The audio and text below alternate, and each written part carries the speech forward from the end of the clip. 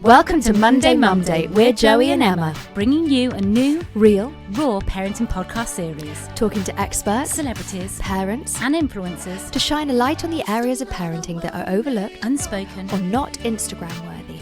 We say that every day is a Monday for a mama. Please subscribe, like, comment, and follow our journey on Monday Mumday. Joey Kendall Brown, Emma Soraya Beard.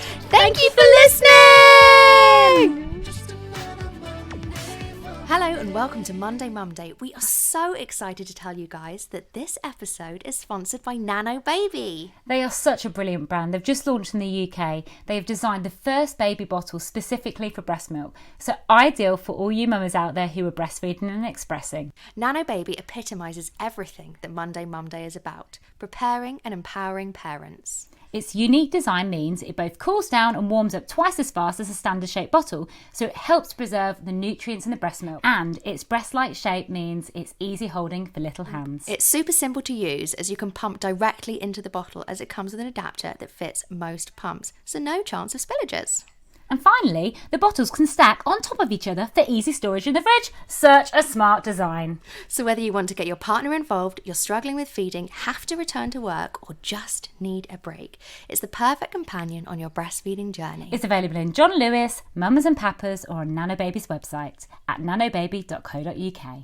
Hello and welcome to this week's episode of Monday Mumday. I'm Emma. And I'm Joey. Today we're going to be talking to two amazing new mamas who have inspired us and other mamas out there already with their honesty and realness.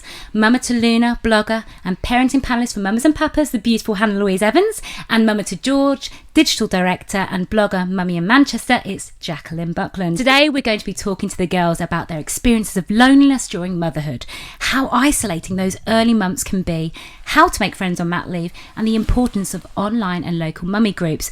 Joey was very lucky to have caught up with the NCT this week to talk about how to make friends. Yeah, and that it's more than just paid for classes, it's a charity too.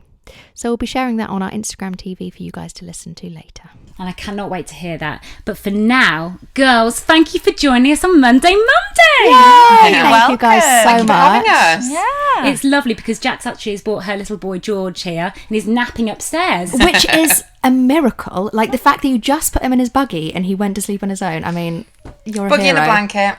I actually wish it was me, to be honest. Isn't it funny how you do wish that you could just curl up in a nice little snuggly little seat and go for a sleep for a nap? All those things as children that you take for granted. As a parent now, I wish, like early nights, I would love that. Yeah. Just to sit and have some tea. I would love that. Luckily, we've got Instagram to document it all and remind them. We can be like, hey, you, who's tired? Oh, yeah, I'm this was tallying us it struggling. And you having luxurious lifestyles. So Hannah, please tell us a little bit about yourself and how you're finding motherhood as a first-time mum. Okay, so obviously, as you introduced me, I'm Hannah. I'm mum to nearly 7 months, Luna. And I'm enjoying it, but it's a challenge. I always say that I feel like before you have a child, you're 50% ready. You know, people like sort of warn you and coax you into thinking that it's hard but it's sort of easy, and then as soon as I had Lou, it literally slapped me in the face. I was a really independent 20-something girl before I had Lou. I always said that I'd be one of these mums that rocked everything, even up until a week before giving birth. I was in the gym, I was baking, I was walking the dogs, and then suddenly Lou came along and it just blew everything up.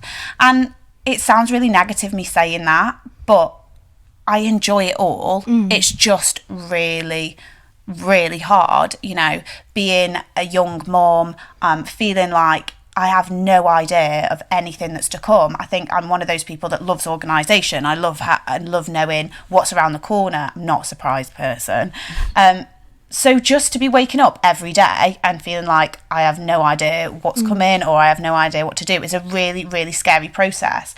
But I do enjoy it, and I feel like it's made me into this really, really confident and sure of myself person that I wasn't before. I just feel like that's how I'm feeling. Amazing. So. And Jax, how about you? How are you finding motherhood? Is it what you expected? Yes and no.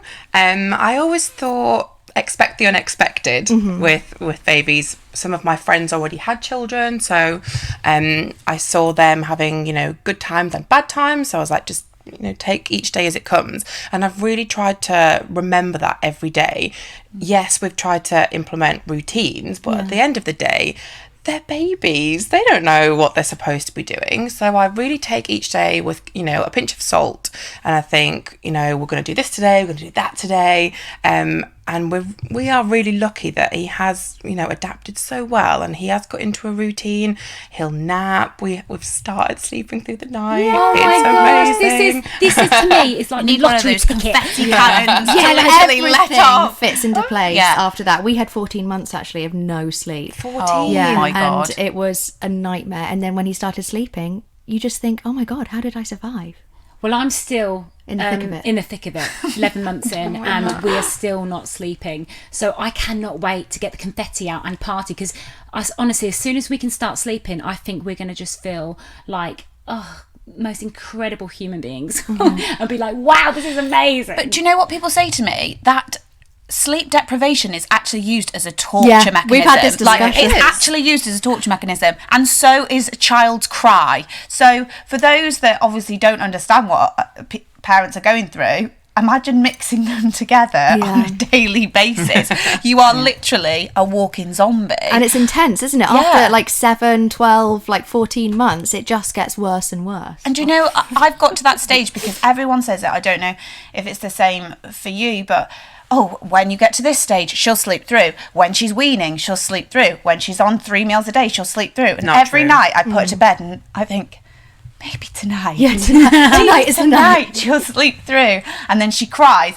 And sometimes I roll over and look at my phone like, please be 6 a.m. And she's like, no, 1 o'clock. I'm like, great. Yeah. So it's so hard not to compare. Congratulations. Yeah, it's so hard not to compare. And it's so hard not to, when you hear, you know, people are sleeping through, kids are sleeping through, you were like, oh God, I wish that was us. I wish that, Doesn't our it make you babies want were to sleeping through. strangle people as well when they say, oh, my baby's I sleeping? don't think it does for me. I don't think it does for me. I feel like it's more that you kind of constantly compare, and I think that you can't compare, especially with me with twins.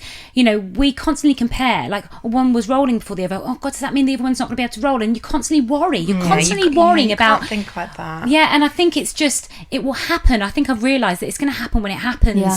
You know, Dylan's, you know, was fortunate that he started to sleep through probably around 7 months. Well, not sleep through, but I mean, you know, enjoy, you know, probably sleep a through. long stint. Yeah, whereas Ethan hasn't got there yet. And I think that, you know, for us it's just dragged out that little bit longer. But like Joey, you know, 14 Do you know what? months, wow. I love the fact that you've got twins that are doing completely different things, because so many people think it's a parenting fault. Oh, yeah. And they're like, oh, totally. well, you haven't got your routine down, or you haven't got this down. And they're always saying, oh, you're not feeding this one formula or whatever.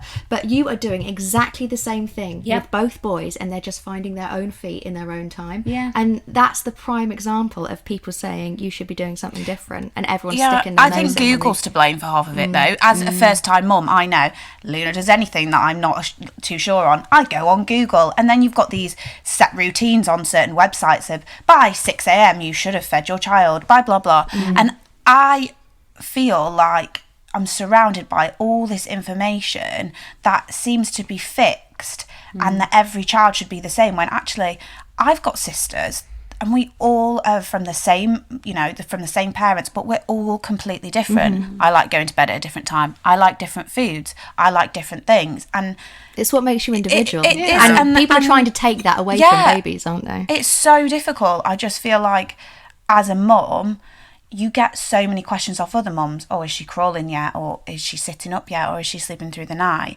When actually, I can't measure myself at the same age as somebody else, so I don't understand why we do it with our children. I think it's because you want to know that they're okay. You want to know they're achieving. But I don't know if it's what, you know, we need to say to mums, that literally they will do it when they do it, and it's nothing to worry about. I think when you have healthcare visitors come round and they're giving you questionnaires to fill out about what they're doing now, it puts pressure on you. And We've got worry. ours coming up for the 2 year, and I know we're going to fail 100%. But you're not failing, because Knox is a little superstar. But you do feel like, you know, that you feel pressure from it, and I don't know, especially how we when address it's it. a health professional as well, because it's all good and well being like speaking to other mums, but sometimes some people fib, don't they? Let's face it. Like some people will be like, oh, my baby says balloon, and it's like buh. And I'm like, hold on a minute, that is not balloon. You may think it's balloon, but I definitely don't. But when you have the midwives and everyone come over, that is when you start questioning yourself as a mother, and that's when you start like worrying all the time as well, isn't it? Yeah. These are the people that you look to for reassurance, essentially. I know that I can't look to Tom for reassurance because he's doing it all at the same time as me. I can't look at other mums for reassurance because their children are completely different. In fact, I actually speak to some of my best friends and they go, I can't even remember. Like, I'll go, did yours teeth at 6 months? I can't remember. What was the process like? So when these people come into my house and sit down, I look to them for reassurance. They are the one person that can tell me that I'm doing a good job, essentially, even though I shouldn't look to them for that, but that is what I look to them for. And I do feel like a lot of the time they leave and you feel so deflated because all you want as a mum is to be told that you are doing it right. But I actually don't think there is a right way. But that is the problem, and I'm not knocking health visitors and everything else because they do a fantastic job and they do guide us to a certain extent, but there is no right way of doing it. So when they come with a book and a tick and a checklist, one child does not fit all. No. And there's the age-old saying of it's mother's instinct. Yeah. So I think, to your point before, we all Google stuff because we want to know, like, oh, is this right? Is this wrong? But there's so much information out there, and I think read it, but then make your own judgment on things. You could diagnose yourself with anything, couldn't you? With Google, literally, it could be the worst thing in the world. Yeah. No, it's about taking information and then turning it into what you think is best. Yeah, I think. Now, I really, really, really want to talk about loneliness in motherhood, especially during mat leave. I found myself feeling very isolated. I didn't know what I was doing. I felt like I was a failure as a mum, especially in the early days. I actually didn't even make new mummy friends until 5 months in because I couldn't even get out the house. And I think there's a real importance to creating a network of friends. You might not necessarily have your family on your doorstep. We didn't. You might not necessarily have access to groups and whatnot, and be able to get to them. So how do you find these relationships? How did you get on, girls? So me and my husband, we talked about NCT. There was a group in Didsbury, and we were moving out into South Manchester, so we thought, let's do that. We did also look into, there's a free option at hospital as well. We didn't end up doing that because it was shorter, and we wanted to make friends. There was an element of wanting to learn about motherhood as well, but it was predominantly to meet people, make friends. So we signed up to do that. It must have been about 2 months before I was due. So we had, I think it was about 8 weeks different sessions of getting to know people. And was that every kind of evening or something like that? Yeah, it was once a week for, I think it was for 2 hours, and there was 8 couples in the group, and we met for 8 weeks, and each week there was a different topic. So we discussed things like pain relief, breastfeeding, even things like how to change a nappy, how to clothe the baby. It took you through kind of all walks of parenting. But from finishing the session, we set up a WhatsApp group, and it kind of quickly came about that the main one with the mums and the dads, no one was really chatting in there.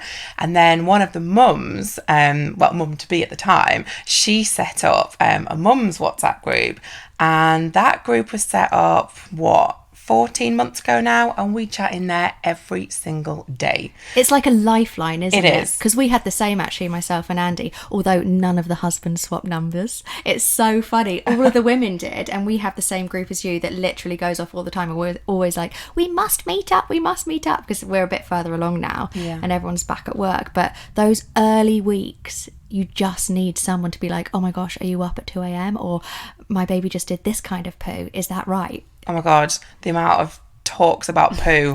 I've never discussed poo so much in my life. But you're right, they were there 24 hours a day because you're up in the night feeding and you can just send a message and they're there for support. Honestly, they were my absolute lifeline. Do you think that they prevented you from feeling lonely and isolated? 100%, yeah. Literally from day one, from coming home, because I was the last one to have a baby in the group. They were just sharing tips of what they'd already done over. Did it give you the fear? weeks. Because you were like, I know what to expect. I know what labour's going to be like now. Oh my gosh. I or were actually you had like, to mute yes, the group. I know how to do this. I had to mute the group when they were talking about birth stories because I was so fixated on that and I was trying not to fear it. So I muted that, and then as soon as I had him, I jumped straight into conversation, and it was amazing. You're like, guys, I'm back. And meet George. What about you, Hannah? So I'm actually the complete opposite. I didn't sign up for any groups. I've been very blessed in the fact that I used to live in Cardiff. I met my husband in Cardiff, but I got pregnant with Luna when I'd moved back here. So I've had the same friends since primary school. So a lot of those have already got children, and I sort of expected to feel like I was surrounded by all this love and that I'd be absolutely fine, which I have been. It's been amazing, but at the same time, once you have that child and nobody is in exactly the same moment as you do feel lonely. And there's only so much you feel like you can ask friends and family every single day. I am one of those awful people. I worry about everything. So like the colour of her poo, it literally happened to me. So her poo changed once I started breastfeeding, and I was like, oh my God. But you've asked your friends so many questions that I felt really lonely, because I got to this stage where I thought, oh God, I can't text them again worrying about Luna. So my initial thing was to take to Instagram, which is where my Instagram came from. I started writing about my feelings. I started reaching out to other mums, and actually that's how I've now got one of my really good friends, Jo. So Jo followed me throughout my pregnancy and actually reached out to me about a jumper that I was wearing on Instagram, and we got chatting from there. And I always think it's so scary as an adult to take that dive to meet someone new, because we discussed having coffee so many times, and I have to hold my hands up. I think I cancelled the first 3 because after having Luna, 1, I was so sleep deprived, but 2, I was scared. Like, you kind of almost get the fear of, I can't go out of the house again, don't you? And so in the end, I gave myself like a slap round the face, and we met at the Trafford Centre, and we literally just sat and talked babies.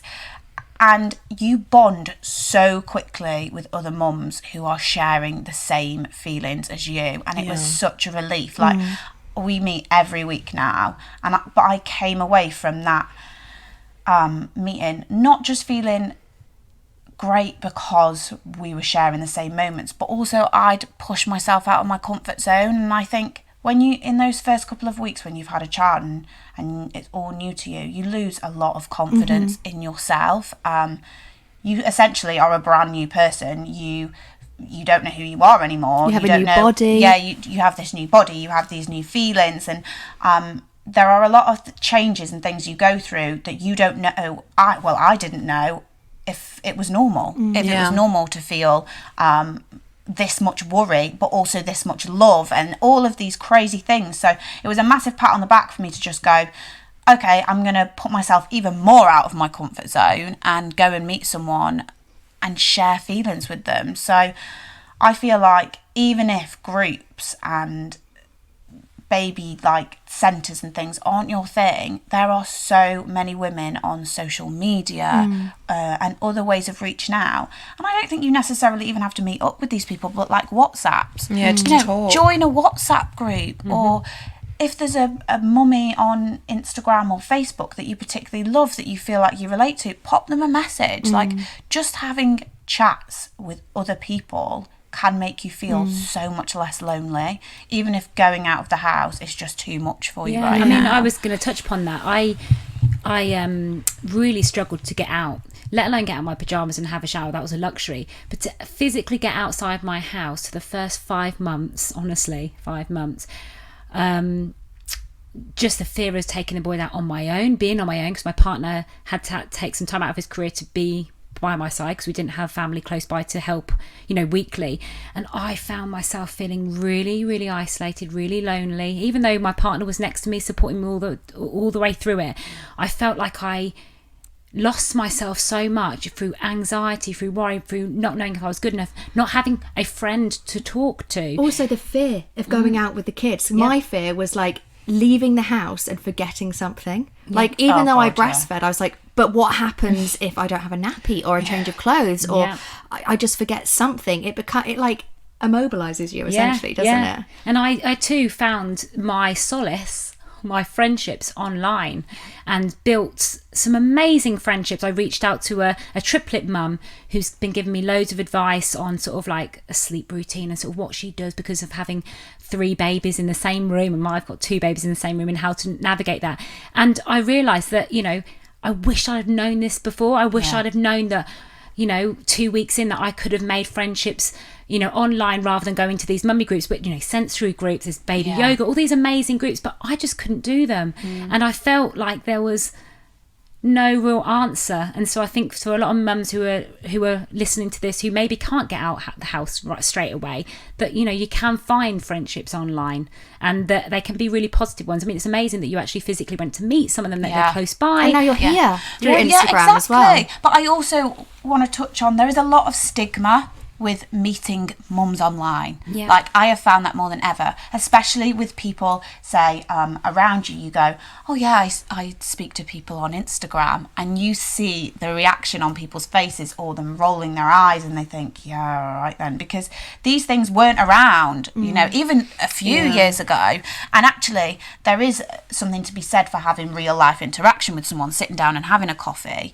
But I can honestly say that Instagram and social media has been a lifeline for me, because you realise, just even through sitting down whilst the baby is napping, that there are so many mums that feel exactly the same as you. There are so many mums enjoying the same things as you. Sometimes I think, wow, I'm crazy, like I've just cried at Luna sitting up. But there's 1,000,001 mums on social media also celebrating the same things, and you get to bond over these crazy moments that perhaps other people don't understand or aren't sharing at the same time as you. So I just want mums to know that going on Instagram and chatting to other mums, can you give like a bit of advice on how someone should invite someone else for a coffee? Because I know that some people might feel even too nervous to reach out to someone, but how can you do it naturally and organically without thinking, oh, if she doesn't write back, she doesn't like me, that kind of thing? I think that's the stepping stone that people might struggle with. Like, we were okay because we had Andy as a mutual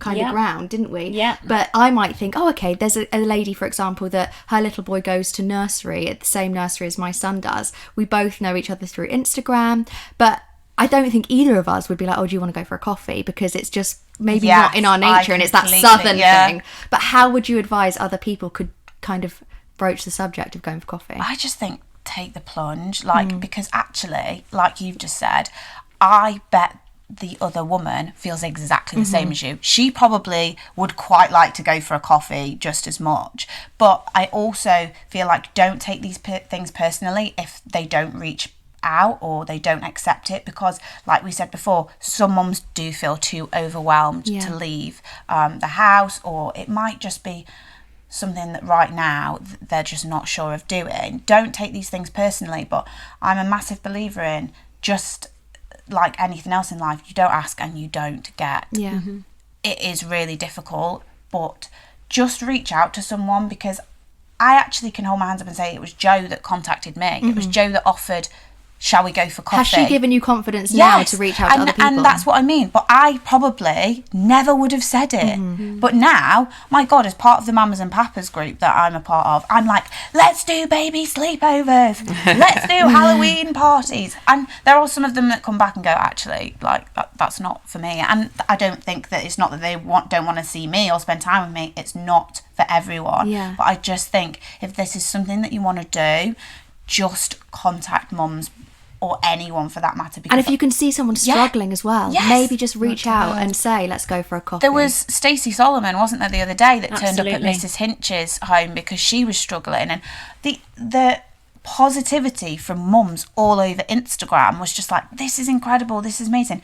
So we need more of that. Yeah. As normal everyday mums, just message someone, because if I had messages of women saying, can I come for a cup of tea, can we do this, okay, I might not have the time to do it with everyone, but I can guarantee I would love to sit and talk about my daughter and poo and everything else all day. Yeah, and it's just amazing that, you know, there's this massive big sort of like drive in women supporting women, whether that's through motherhood or through careers or through life.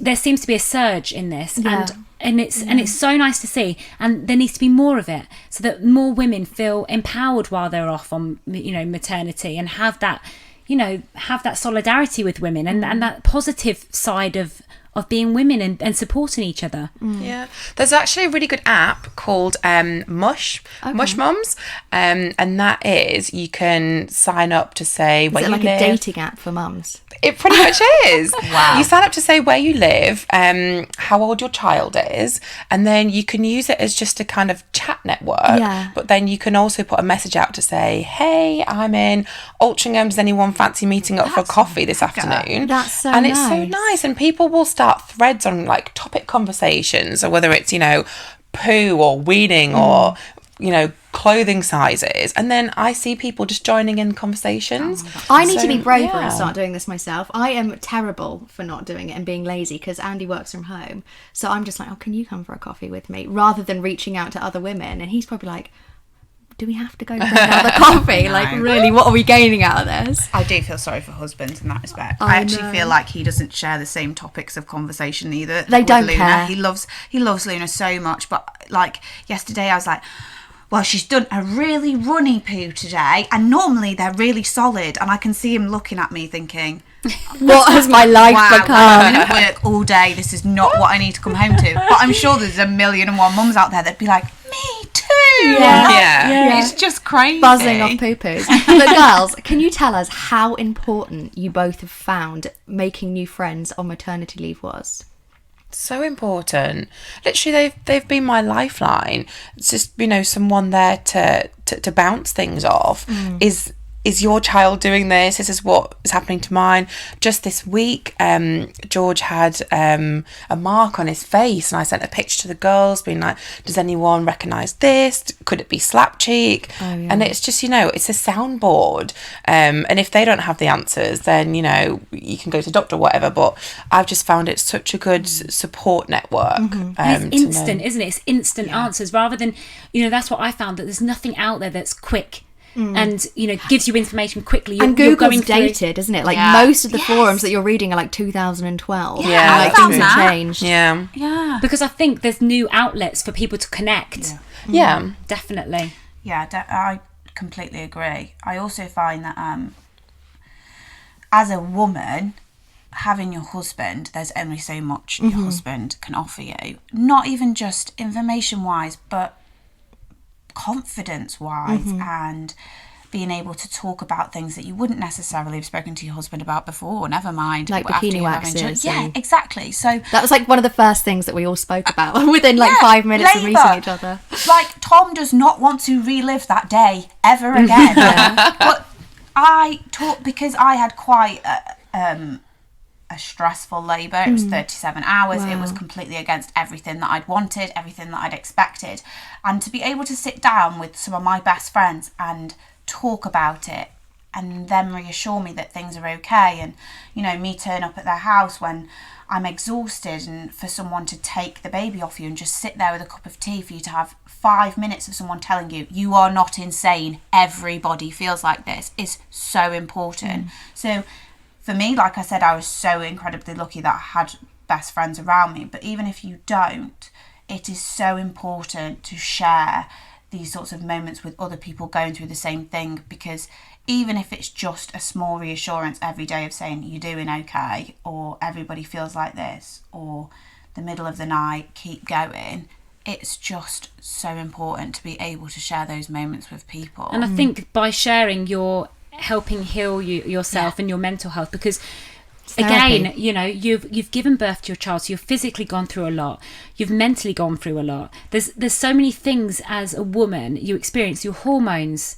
you know, are changing, or you know, your confidence has waned. There's so many things all that happen all in one moment, and then you're working through them. It's so overwhelming. And so it's nice to be able to say, oh, someone else is going through this, I'm not, you know, losing my mind, I'm not going insane. So it seems to me like there's been a massive positive impact on sort of creating them sort of new mummy friends. What mum has uplifted you on your time on mat leave, and can you share that with us? Mine has actually been not one that I've met, but actually one that was already in my life. So I lost my mum when I was 16 years old, unfortunately. So when I got pregnant, I think I was absolutely petrified because I'd had nobody to lead the way for me. I thought, oh my God, how can I be a mum when I've not even got a mum in my life? Like I don't even know these things. I got married without a mum, you know, I went through it all. So I actually asked my best friend in with me on my labour. She was my mum throughout the whole of it, and just having someone else there that had already given birth, been through labour, been through all of these things, stood there telling me that I could do it was enough for me.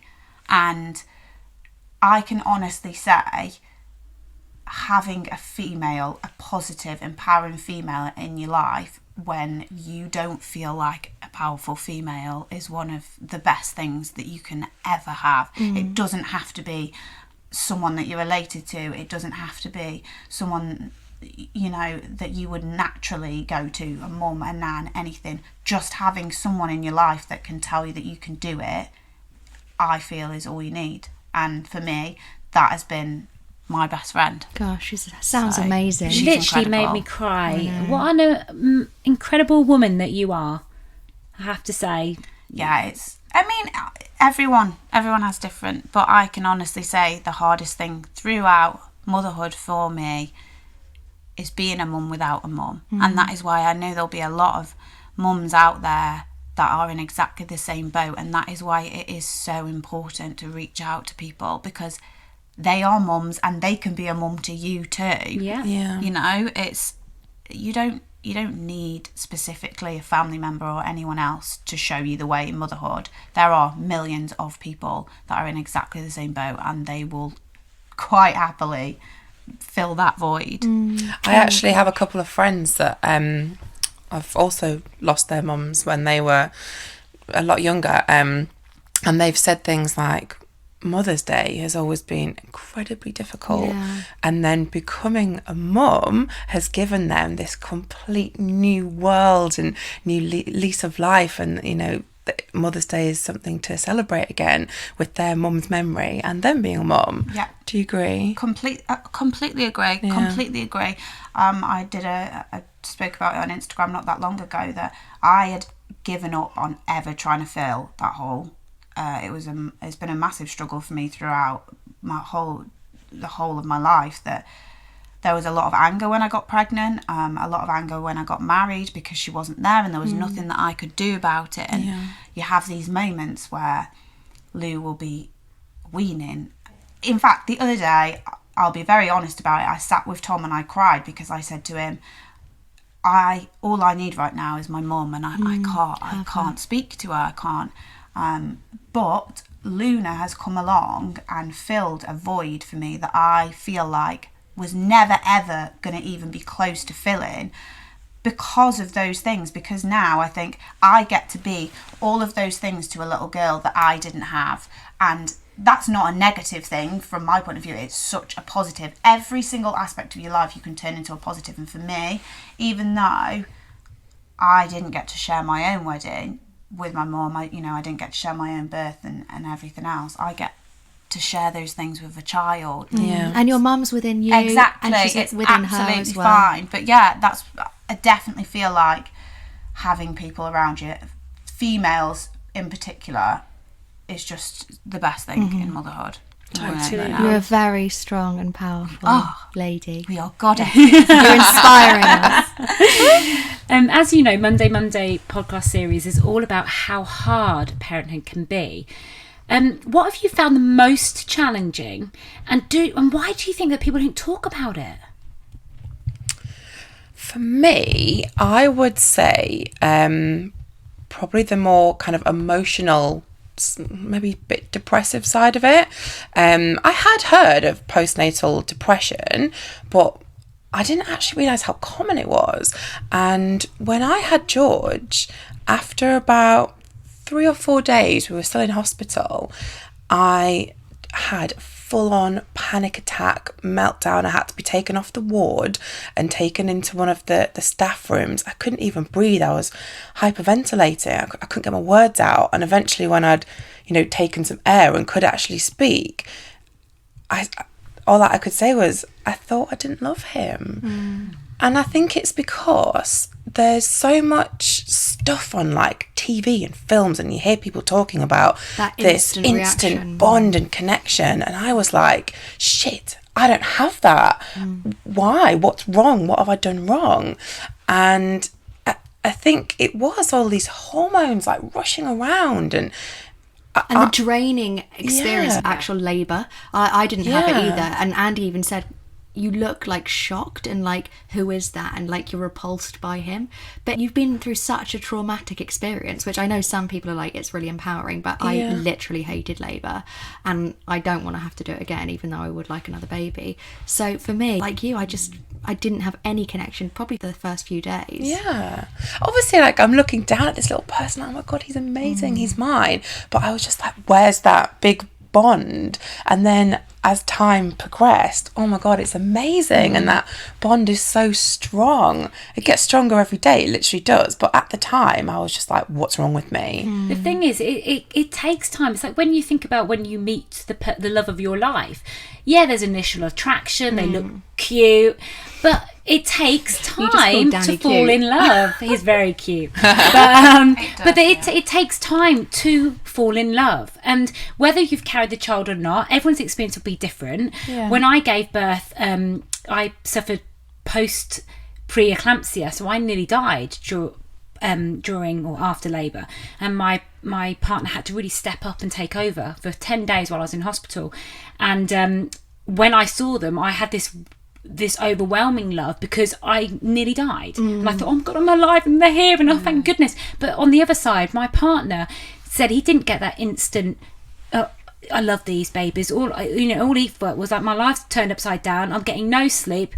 All I hear is crying babies. And he was worried about that. And I said to him, remember, and he almost lost you as well. Yeah, and I remember saying to him, from my experience, I carried the child for 9 months. I said, it might take you 9 months. I've had to adapt everything that I've done for 9 months before I felt, while I was building this connection. But you've not had that yet. They've just arrived. Yeah. So again, it could works be anyone. For both. It can work for both the mother and the father. Yeah. And I think, like you said, every experience is different, and no one is right or wrong for feelings. But that's very challenging. And why do you think people don't talk about the most challenging parts like that? They're probably embarrassed. And I think because there is a lot of stuff like on TV of, in soaps and films, this instant bond. And if someone hasn't had that, then maybe they're like, oh God, I don't want to say it. Oh my God, yeah, I've had this instant bond. I love my baby so much.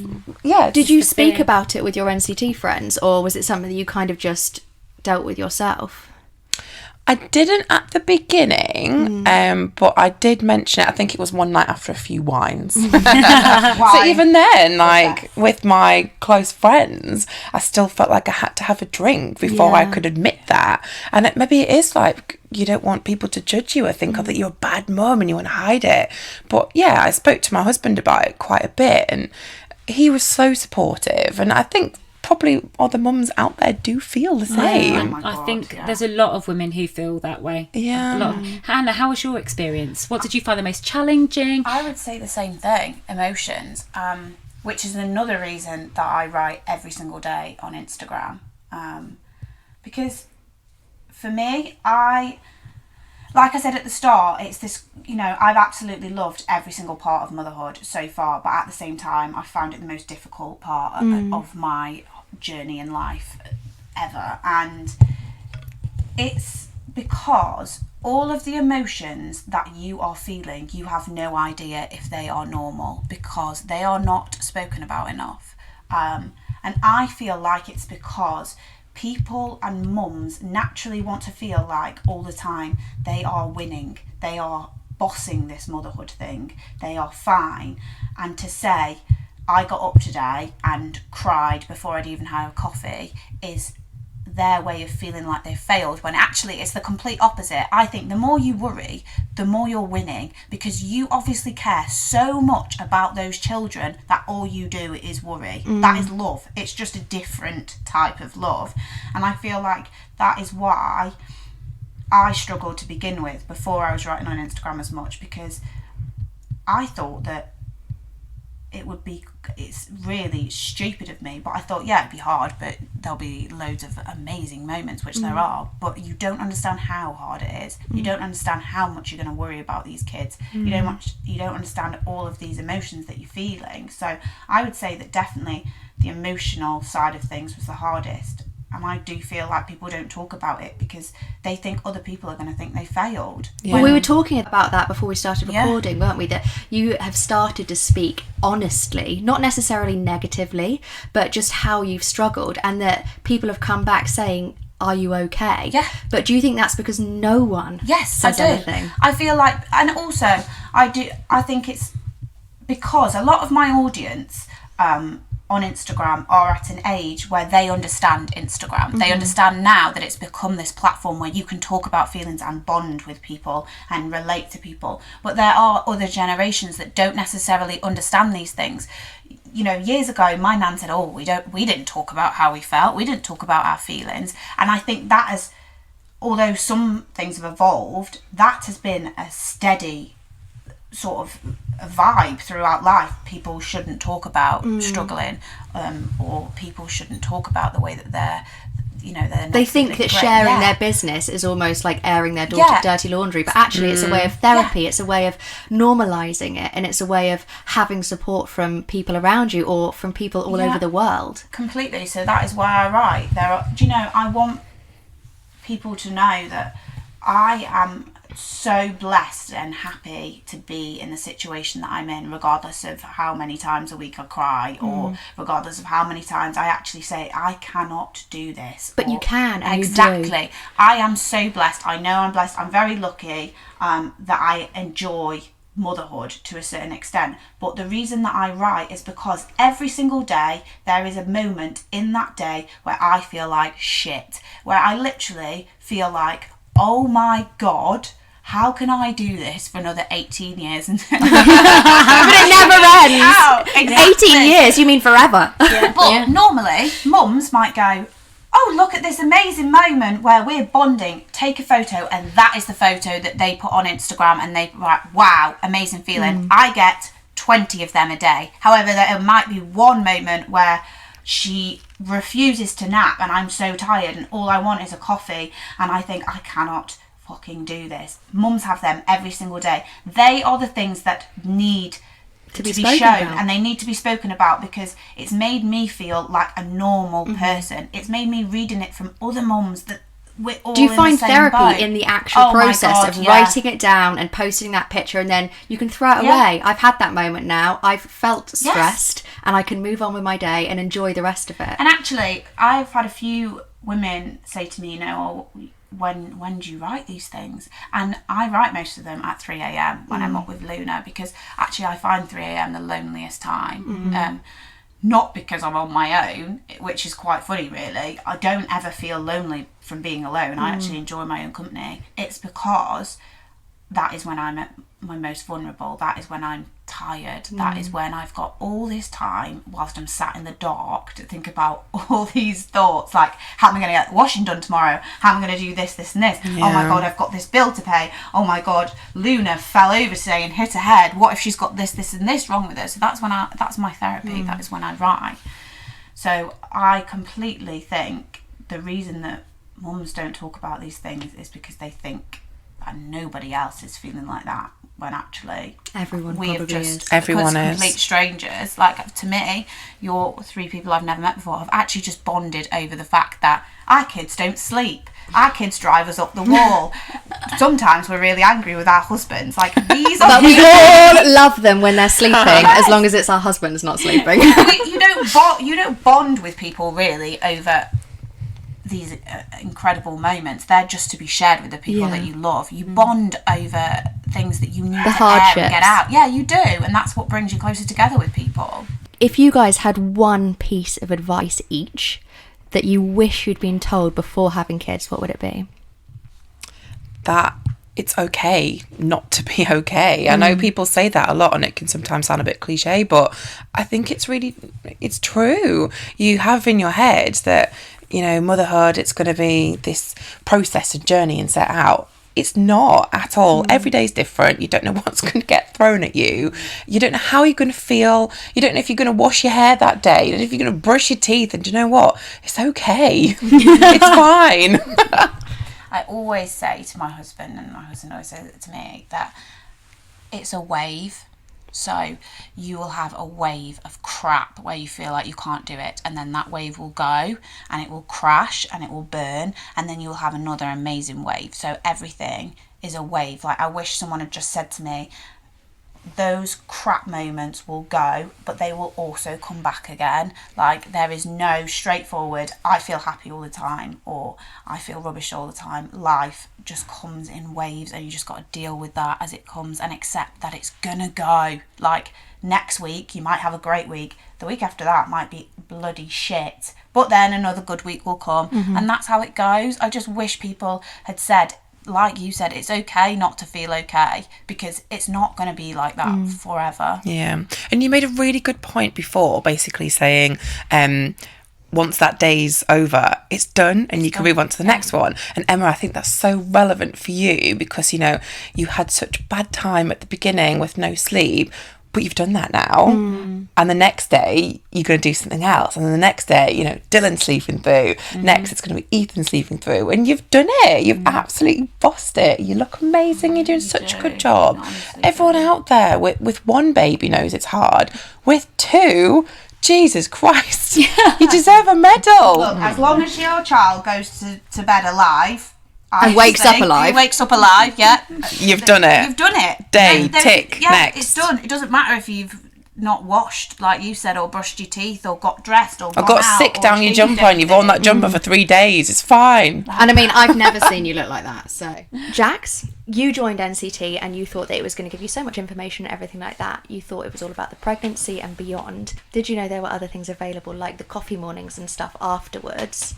Not so much the coffee mornings, but I did know that there was a group through the NHS that was free, but I think it was like a really short session. So I didn't do that. But then when I started to research, I didn't even realise that there was different courses through NCT. There was ones, I think, where you could do maybe 2 or 3 sessions, and we ended up doing a really long one that was 8 sessions, which actually may have been better for creating the relationship. Yeah, the bonds between people, and obviously there's a financial factor there as well. So I paid just over £200, which is quite a lot of money, especially, you know, when you're saving up for your nursery and all this kind of stuff. So one of the things I think that is aware to me is that there's no awareness about what's available. So for example, NCT do hold coffee mornings and stuff, and I don't know, Hannah, why did you choose not to kind of go down the route of a baby group or something like that? I mean, the first one for me is awareness. I, as a first time mum,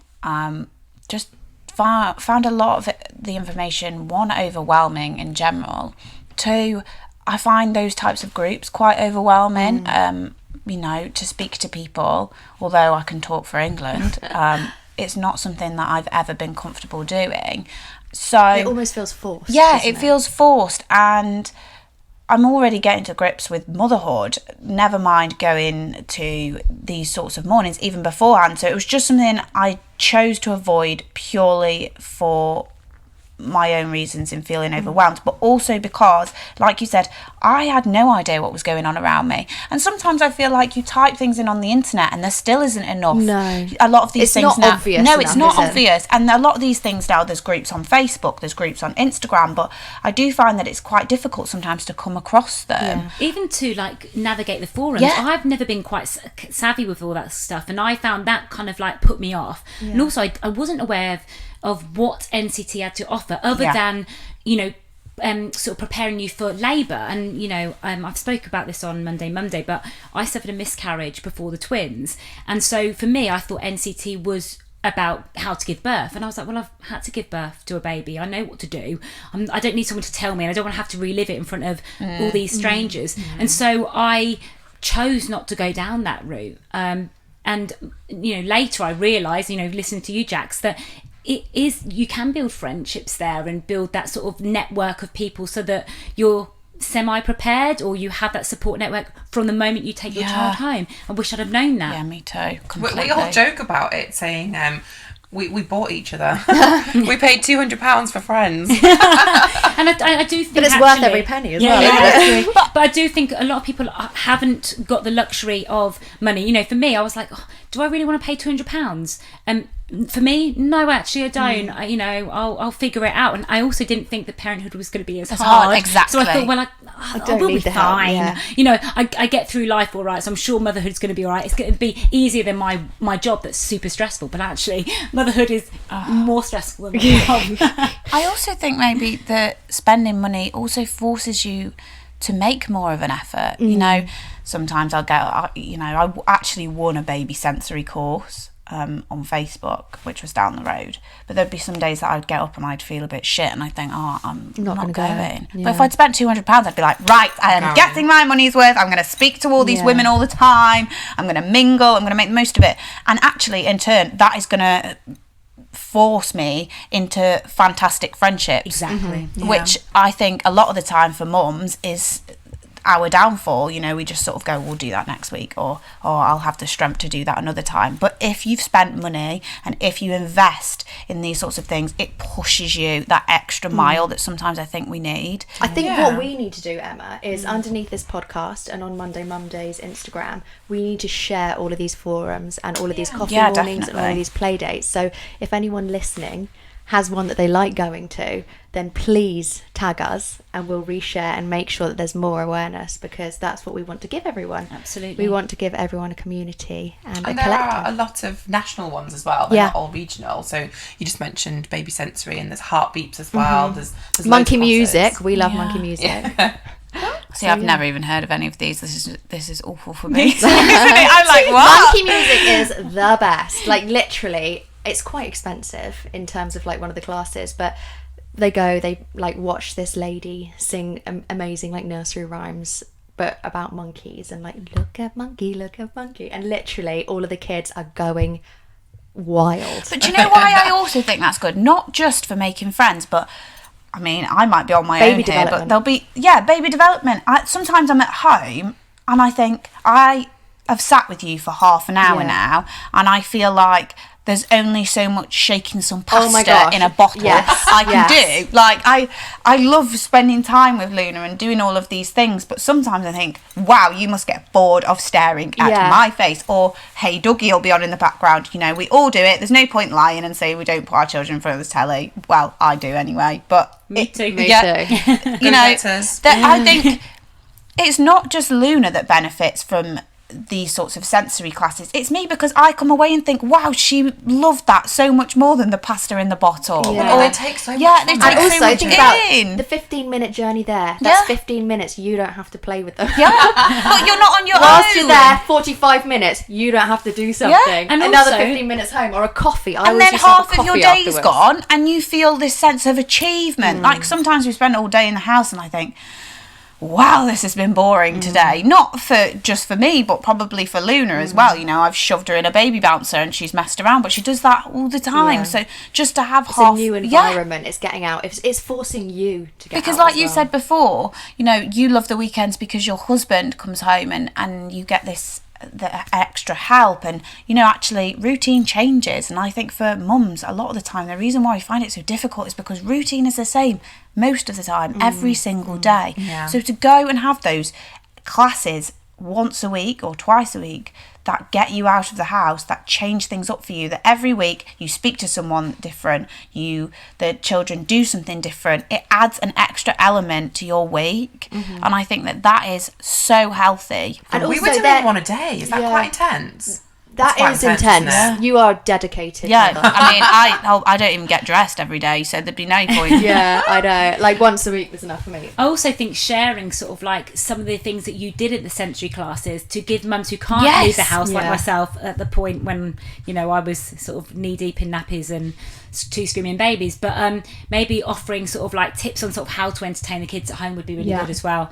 You know, I'm sure these sensory classes, like, you know, one of my friends actually said that she put tinfoil underneath the jumperoo and it made a crunchy noise and it was sparkly, and the baby absolutely loved it. So little things like that that we can do at home as well. Yeah, definitely. And obviously there's child support as well, so I know some people might struggle to pay for these classes and things, but you can obviously register for your child support and put that towards going to the classes. Yeah, absolutely. And I think that quite a lot of churches and community centres have like toddler meetups or sensory meetups. There's a lot of free things. Yeah, there are. Yeah. There's my stepmom's friend every Monday does this fantastic singing for children in the church at 9:30 in the morning that mums can just go to. And obviously Luna's a little bit younger at 7 months to be singing along, but just to sit there and have her like stare at these people in awe and just to speak to other people is completely free. And you know what? It gets me out the house. So there are a varied amount of things, even if you're struggling for money, that you can do just to bond with other mums. So yeah. And like I said with you, I completely agree. There's things that I've taken on, like pasta in a bottle from sensory, that I can do at home on those days where I can't get out of the house and I don't feel like it. One of George's favourite things is ripped up newspaper and hiding things in it. Oh my God, he'll do like an hour. We haven't done that. That's cute. Just searching for treasure in ripped paper. That's such a good idea. Okay, I'm going to try that later. Christmas, stick them in front of the Christmas tree. Yeah. You'll get like 30 minutes of flashing lights. All the tinsel. Last year, I'd be like, okay, you stay there, darling. I'm just going to go make a coffee. Watch from afar. Girls, I cannot thank you enough. Yeah. You inspired me just from being online, doing your blogs and just talking real, but in person. Oh God, an absolute weight has been lifted off my shoulders, and I hope that people who listen to this have the same effect. Thank you so much. Yes. Thank you guys so much for listening to this week's episode of Monday Mumday. Emma and I hope you really enjoyed it. If you want to keep up to date with anything NCT, then you can follow them on Instagram, NCT Charity. Or if you want to keep up to date with Hannah and Jax, then you can follow them, Hannah Louise Vans, missing out the E, and Mummy in Manchester for Jax. So, as you guys know, every week Emma and I do our favourite product, and for me, this week is one of the things that helped me to get knocked sleeping. I hear everyone's ears prick up. Basically, the Grow Company do this amazing sleep suit, and it's a sleeping bag with legs and with arms. So your baby is basically able to move around their cot freely without getting cold, without getting their legs caught up, without getting frustrated because they can't kick about and things like that. And it literally made such a big difference. He started sleeping almost instantly after swapping to that from a normal sleeping bag. Oh, wow. I might need to try this out with our boys. I think they retail between £30 and £40. Seriously? That's really good. Really reasonable. 2.5 TOG, I think they are. And they're super cozy, quite plain in design. But they're literally one of the best things ever. It looks super cute on as well. What age would you say is good for them babies to sort of be in them sort of suits? I would say the minute they start rolling, you want to swap to sleeping bags with legs. Because for me, that was the issue. He could roll, but then the sleeping bag would stay where it was. Yeah. And then before you know it, he's like almost strangling himself with his knees up in the sleeping bag. Whereas with this, that can't even happen. Wow. I have to get this because I sent you the issue I've got. I must have been in a sleep coma when you sent me it. Joey, this week for me, I have to say it's the Ella's Kitchen pouches. So as a twin mum, I'm finding it really hard to get anything done in the house, let alone batch cook food. So I split it 50-50. So I do some food, fresh food that I've produced and made, and then I get this amazing organic food. And they're so good, aren't they? Yeah, they're brilliant. The bolognese is my favourite. Really? It's not the boys. Is it not? They love the potatoes and peas. They love all the vegetable stuff. But when it comes to the meat, they're a bit like, not sure. Maybe they're going to be vegans when they're older. I don't know. I'm quite a veggie person myself, but I do like a burger every now and again.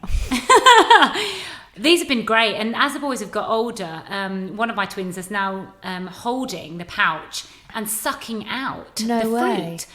So it's really nice. It's getting them used to sort of like feeding themselves. So it's actually quite fun as well. I always like it as well because they're organic. And for me, it's a luxury to buy organic food. It is. So you're actually giving them something cleaner than would probably come out and of I my think own there's kitchen. a lot of taboo around, or mum guilt, shall I say, around, buying packet food.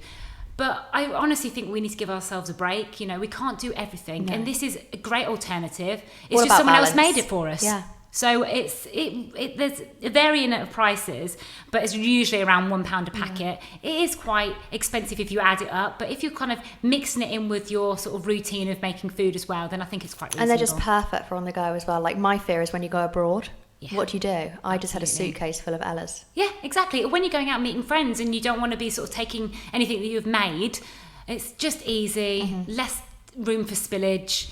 And like you said, you can take it abroad. Well, thank you guys so much for listening. We're going to share all of the details on our Instagram stories. See you soon. So Emma, before we go, can you give me 3 reasons why you love our sponsor Nano Baby so much? This is really easy to answer. Okay, 1, as I said earlier, they're great for stacking in the fridge. 2, you can pump them directly into your bottle using their adapter, so no risk of spilling. Woohoo! Yeah, and you preserve the nutrients in the breast milk as it cools down and heats up twice as fast. Oh my gosh, yes. Honestly though, I really wish that this brand was around when I was breastfeeding the twins. I had so much anxiety around this. I used to hate when Danny would leave and I'd have to do it all on my own, and this would have just taken all of that stress out. And I love the fact that it's shaped like a breast for easy holding for little hands. Yeah, the twins are currently making me do all the hard work. And so I'm hoping now they'll be able to grip onto that bottle and just toddle around drinking the milk, and I can just sit and have a cup of tea. So whether you want to get your partner involved, you're going back to work, or you just need a break like Emma. Yeah, I need a break. It's the perfect companion for your breastfeeding journey. Available in John Lewis, Mamas and Papas, and Nano Baby online. www.nanobaby.co.uk. Thanks for listening.